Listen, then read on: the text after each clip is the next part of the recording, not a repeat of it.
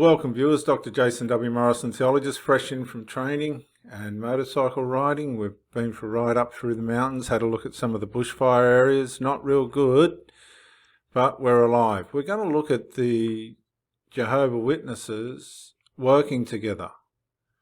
Now, this is a real strange subject because some Jehovah's Witnesses work really well together. Other Jehovah Witnesses, as you look at this fella's face, don't go too good. We've got a beautiful picture of good friends work together in the ministry, which is very, very manipulative, isn't it? But I'll just keep this playing on the side while I do about a 5-minute introduction before we go into videos on working together as Jehovah Witnesses, and we'll get some Jehovah Witnesses that have actually done it to share with us. According to Proverbs 27:17, what can result when we work alongside fellow believers, as it happened in the case of Jeremiah and Baruch? Remember, Jeremiah didn't have the guts to deliver the letters himself, so he sent his scroll to deliver the letters. And when we work alongside fellow believers and observe firsthand their endearing qualities, what about endearing qualities is one thing. What about the things you don't like? That's another, isn't it? And that's the thing that's bringing the Jehovah Witnesses undone. The backbiting, the slighting of the other, the undermining, the whinging, the whining, the talking about people behind their backs, even though you can try and make it look good and sound good. And we learn from them to draw closer to them. Some people are going to draw closer, some people are going to fall apart, and that's just the way it is. Proverbs 17:17, as iron sharpens iron, so one man sharpens his friend. In some cases, yes. In other cases, there's just people that it wouldn't matter if you took to them with a millstone and tried to sharpen them up. It wouldn't make any difference. For example, how do you feel when you're in the ministry and you hear your friend boldly defend his faith or speak with heartfelt conviction about Jehovah and his purposes? Well, that don't happen anymore. You just don't see that with the Jehovah Witnesses anymore. They just don't do it. They run off. Look, this lady's saying, I don't want to talk to you. I've got nothing I have to say to you. And it goes on and on and on. But what I'll do, we'll read this next one. I'm going to put some videos up about Jehovah's Witnesses working together. And then we're going to look, for example, how do you feel when you hear your friend boldly defend his faith or speak the heartfelt conviction about Jehovah and his purposes? I haven't heard or seen one Jehovah Witness at a cart do that whatsoever. Not one. Not one in the slightest. So I'll hand you over. We'll look at some videos and then we'll go from there. Thank you for joining me.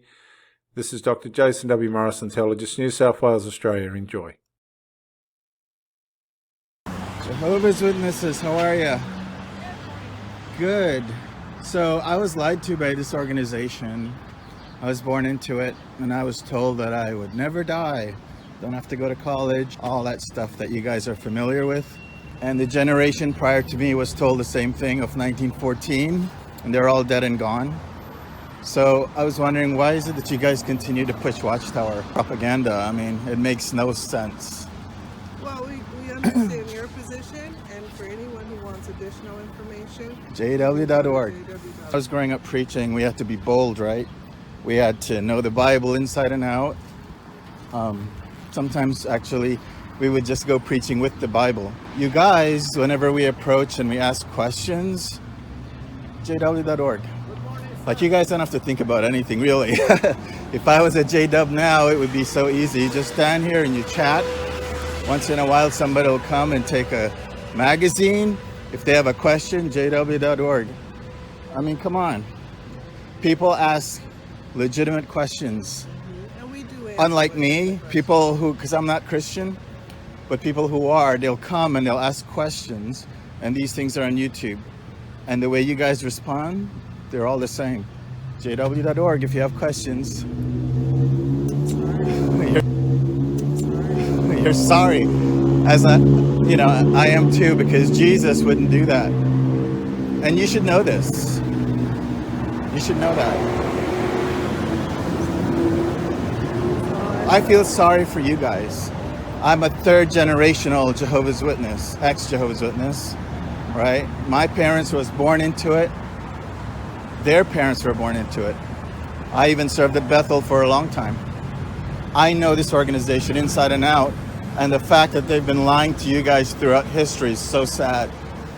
And they tell you to do your research.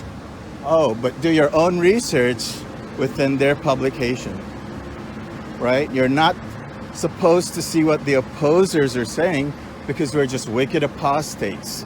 We're just out to get you. Truth that we could possibly share with you guys, you can't believe it. Don't believe them. Just recently, your governing body member, he said that the pedophile problem that you guys have within the organization that opposers are talking about are apostate-driven lies. Well, if you guys have heard of the Australian Royal Commission that took place in 2015, and the final report came out just about a year ago, they discovered that over 1,006 pedophiles within Watchtower in Australia alone. Of those, not one was reported to the police. So opposers like me, the problem we have is the policy. I don't have a problem with what you believe because I feel like you guys should be able to believe whatever you want. I don't care, right? I don't care. That's your right. But the policy says that if a child is abused within your organization, that child must have 2 or more witnesses. I was abused by an elder. I didn't have any witness, right? So when a child comes to an elder and say this happened to them, and the child doesn't have a witness, leave it in Jehovah's hands. So I have the Shepherd of the Flock of God book, which is an elder's book. You guys are not supposed to see the book. It's a policy book. Within that book, in page 72, paragraph 32, that's where it has that policy on the 2-witness rule.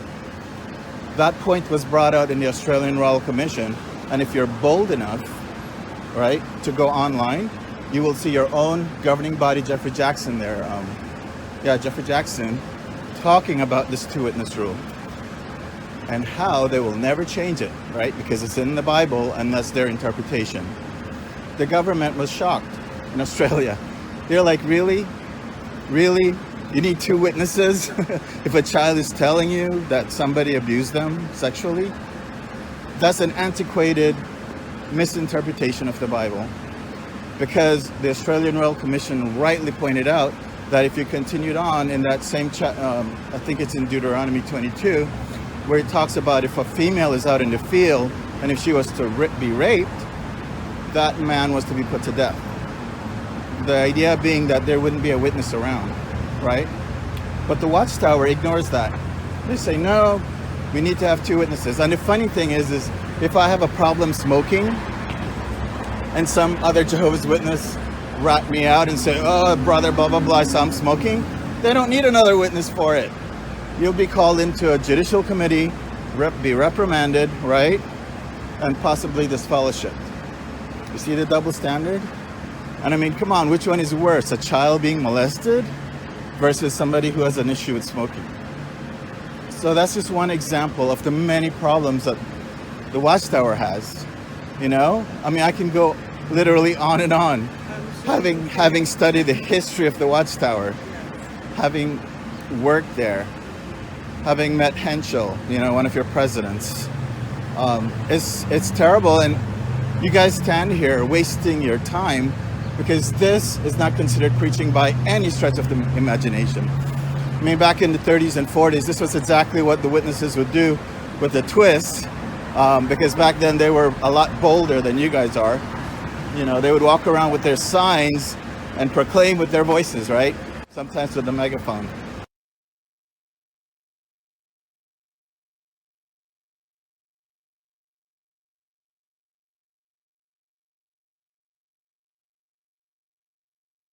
and say, Christendom, get out of her, my people, blah, blah, blah. Right? You guys hate the Catholic Church with a passion. And having studied your religion as much as I have, I understand why you guys hate the Catholic Church so much. But it's interesting because, I don't know if you were born and raised into this, because the reason that you're rolling your eyes is because you don't know all the facts about it. I'm not rolling my eyes at all. No? I'm just listening to you. Oh, okay. I misinterpreted you doing this. Yeah. No, I'm just listening. I'm just listening like, oh, I didn't know we hated the Catholic Church. But You don't? Oh my God. So that tells me that you weren't born into this. And if you were probably one of those semi-lukewarm Jehovah's Witnesses. See, I believe the 100% right. I know I'm making a judgment on you, but it's shocking that you wouldn't know this. It's shocking so that you here's wouldn't know the this. thing. You're here using us Yeah. to produce whatever you're producing or videos or YouTube, but you expect us to participate. We can't. We're Well, not going yeah. to. So I've been that's all. talking to witnesses for quite a few years. There is no right way to speak to a Jehovah's Witness because you guys are indoctrinated. So if I put this away and I'm just talking, at some point you guys will realize, oh shoot, this guy knows way too much. He must be this fellowship, he must be an apostle. And then what happens? So it doesn't matter if I'm just talking to you like this, like a normal video, versus me doing this. It doesn't matter. And because of the way you're trained by Watchtower, your responses are all the same, right? Sorry, go to jw.org if you have a question, right? So I know this. So it's pointless to have a... So look at this. I mean, because when I say sometimes, you guys never have my Bible. What do you say? I respect your opinion, respect ours. It's just, whatever. I don't talk about the Bible anymore because it's pointless talking to a Jehovah's Witness about the Bible. But what I talk about is the things that they hide from you guys. The fact that they were part of the United Nations. I didn't know this. And when I was studying the Revelation book, the entire time they were part of the United Nations as an NGO. Did you know that? And I didn't believe it when I first found out. So I emailed the United Nations. I go, we're the Watchtower, part of you guys as an NGO. They responded saying yes.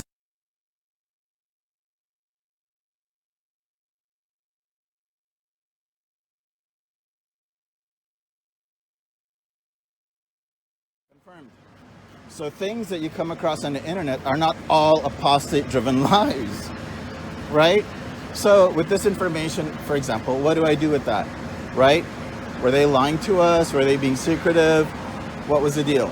We're studying Revelation book 3 times, telling us that the United Nations were riding the wild beasts. So the Watchtower's response was that they needed a card membership to have access to the library. People went back and asked the United Nations, is this true? Do you need to have a card, right, to have access to the library? They said, no, anybody have access to the library. But see, I just know so much about the Watchtower. I've investigated them for over 10 years. And the reason why that I'm obsessed in your mind with Watchtower is not only did I leave after 35 years, my parents are actively avoiding me because of the things that I'm finding out and telling them, right? You guys can't stand to hear anything that is negative about the Watchtower because you guys will readily say, oh, the Watchtower, they're imperfect people and they admit to their mistakes. I can accept that. But when you study their history and you see a pattern of hiding things, being deceptive, then there's no excuse for it, right? Like in the mid-90s when I was still preaching, we used to charge 25 cents for the magazine and $1 for the booklets. So I remember sitting in the meeting as a young kid, listening to the brothers say, oh, we will no longer be charging for our literature. He quoted a scripture in the Bible that says, friends, we receive free, we'll give free. Sounds great, right? So now we just offer the literature for a voluntary donation basis. What they failed to tell us at the time, there was another mega church here in California that was being sued by the government for taxes, right? And they owed millions of dollars in back taxes because they were doing the same thing Watchtower was doing, which was selling books and literature. So Watchtower became friends of the court with that Christendom religion, right? Because they were doing the same thing, so they sided with that church.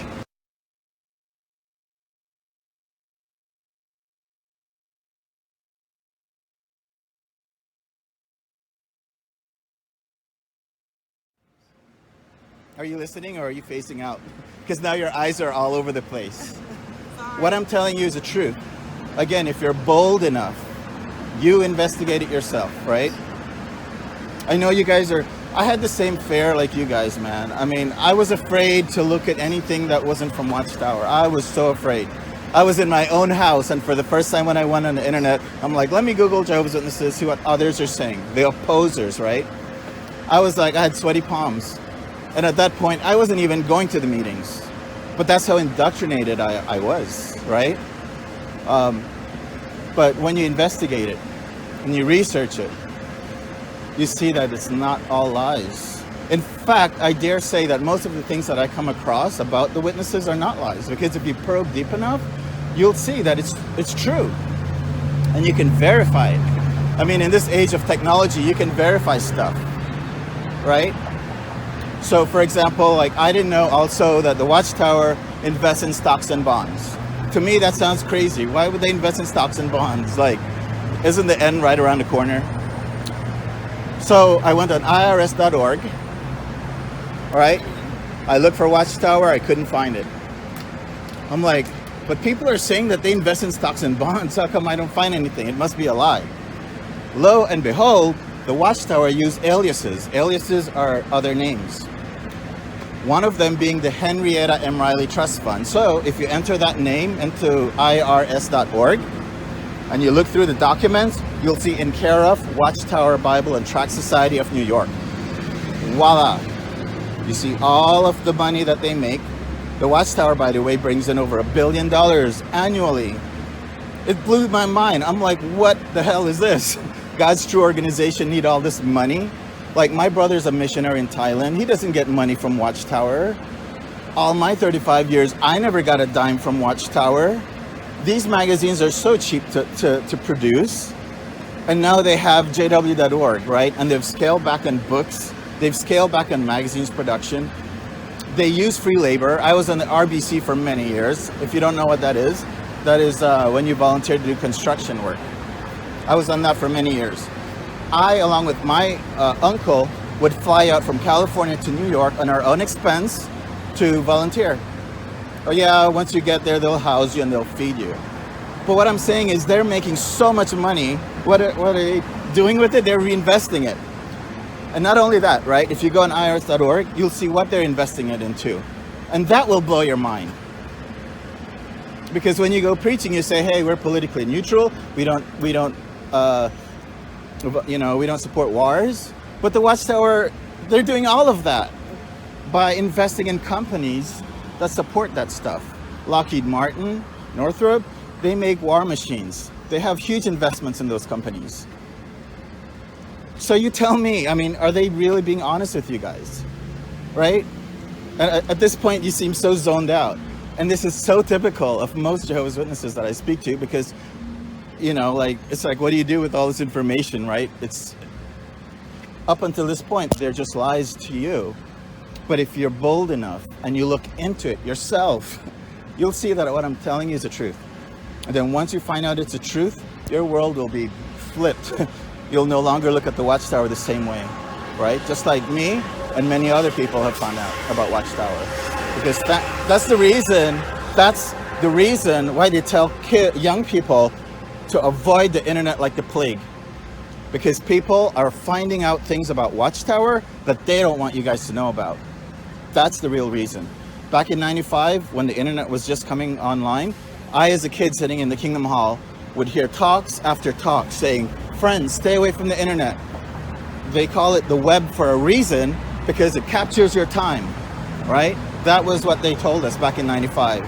And now, I don't go to the Kingdom Hall, but I bet that they're telling you guys the same thing. Stay away from the internet. It's a trap. It's rigged with apostate lies. You know, people like me don't have... Yeah? Go on JW. Yeah, go on jw.org. That's what they tell you. It's on the web. And it's on the web. Okay. You see how hypocritical, like from my time, like if you take a slice of when I was an active witness. But it's actually Yeah. our time to go. Oh, you're leaving? Yes. Yeah. So we appreciate your thoughts. We heard you, but it isn't actually our time to go. We're all going to be leaving. Yeah. Well, a good website is jwfacts.com. You'll see it's all Watchtower literature, okay, on there. But it takes a snapshot of things that they would tell people in each generation, and you'll see the